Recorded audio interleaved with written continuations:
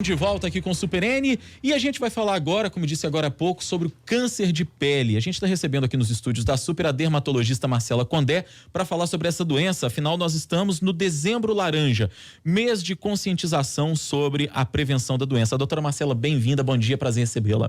Bom dia, Rodrigo, prazer é todo meu estar aqui.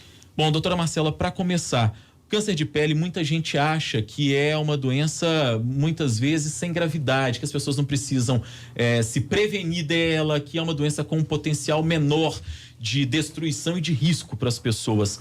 Não é bem assim, porque se não for tratada a tempo, se não houver prevenção, ela pode, de fato, ser uma doença que vai levar a complicações, né? Exatamente, Rodrigo. É o câncer de pele mais comum do que o imaginado. Cerca de 30% da população tem câncer de pele. Estudos referem que, ao ano, são diagnosticados 180 mil casos. 180 mil casos. E como é que é? Há vários tipos de tumores, de cânceres de pele, ou o câncer de pele é um só? Basicamente, ele é separado em dois tipos, que são o não melanoma e o melanoma. O não melanoma, ele tem outros dois subtipos. E falando de gravidade, graças a Deus, o melanoma é mais raro e tem uma letalidade maior. Então, a gente tenta alertar principalmente pelos casos de espinocelular e basocelular, que são o não melanoma. As características das lesões têm diferenças entre um e outro, e o melanoma, devido ao seu risco de ter metástase e morte. Quem quer prevenir o câncer de pele, o que é que tem que fazer? Basicamente, usar protetor solar, e reaplicar durante o dia a cada 2 horas. Tem gente que passa às vezes de manhã e fica até à tarde. Quem trabalha na rua muitas vezes, o vendedor ambulante e tal, e acha que está protegido ao longo do dia inteiro. Não tá, né? Exatamente. Além da proteção solar em si, outras formas de proteger, utilizando manga comprida, chapéu com aba longa, e ficar atento também aos sinais da doença. Época de férias, muita gente que está nos ouvindo agora certamente está planejando a ida à praia agora no mês de dezembro, janeiro, e é claro que na praia as pessoas estão muito mais expostas ao sol do que estão às vezes até no dia a dia aqui quando estão trabalhando nas grandes cidades. Na praia tem algum cuidado específico por causa da água do mar, o sal que está presente na água do mar? Um dos cuidados é o tipo de proteção solar, em relação como que chama aquele protetor, evitar o de nylon, porque ele não tem uma capacidade de aquela absorver. barraca que as pessoas armam, guarda-sol, muitas vezes. Preferencialmente utilizar com algodão, que ele não, ele tem um bloqueio maior em relação. E obviamente a proteção solar, o chapéu, como eu já havia citado. Eu já vi gente, doutora Marcela, dizendo que quando está dentro da água, seja na piscina ou na água do mar, que a pessoa não está queimando. Mas já vi dermatologista dizer também que é mentira, que a coisa não funciona bem assim, não. Sim, com certeza. Inclusive debaixo desses guarda-sol, porque há o reflexo da areia à pele, E mesmo na água, tem que ficar atento em reaplicar o protetor solar quando sair dela. E a irradiação, ela é ao longo do dia inteiro, independente se não estiver com sol em tempo nublado, ocorre a radiação da mesma forma. Nós temos o protetor solar em formato de creme e temos o protetor solar hoje em formato de aerosol. Sim. Existe diferença básica entre eles e algum desses dois tipos aí, é mais eficiente, é mais eficaz na prevenção? Não.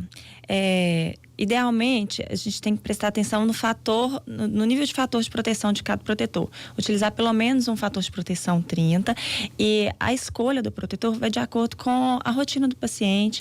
Por exemplo, alguns com pele mais oleosa, então dá preferência aos protetores que têm uma textura mais seca, e esses aerosóis, principalmente homem que tem muito pelo, às vezes é pior, eles acham a cosmética melhor do aerosol.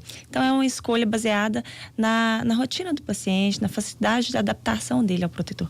A senhora falava agora há pouco da importância do uso do protetor solar. A gente está falando focado mais na situação de quem vai viajar de férias e etc. Mas a importância mesmo do uso no dia a dia, inclusive em dias nublados, porque os raios solares eles estão presentes, mesmo num dia como hoje. Até amanheceu com o solzinho, aos poucos o tempo está fechando aqui em Belo Horizonte, a gente está conseguindo perceber isso aqui. Mas a gente ainda percebe no Brasil um preço muito alto desse tipo de produto. É assim em todo o mundo? Nos outros países o protetor solar ainda é um produto caro? Eu fico pensando muitas vezes nas pessoas que trabalham aí na rua, ambulante, que não tem ali uma renda fixa, e é difícil tirar do bolso ali muitas vezes o dinheiro para comprar esse protetor solar. É desse jeito em outros lugares também? A senhora tem informação?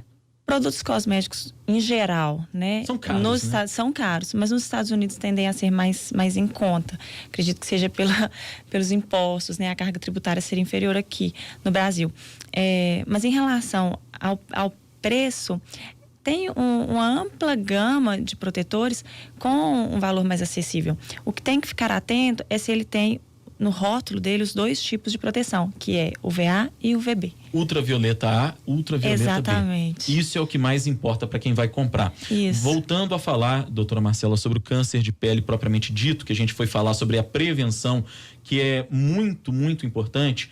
Quais são os sintomas? Quem de repente está nos ouvindo agora notou às vezes alguma manchinha, algum carocinho, alguma coisa diferente na pele? Para além da importância de fazer o autoexame, de se observar mesmo, quais são os sintomas que as pessoas podem perceber, podem notar? São diversos.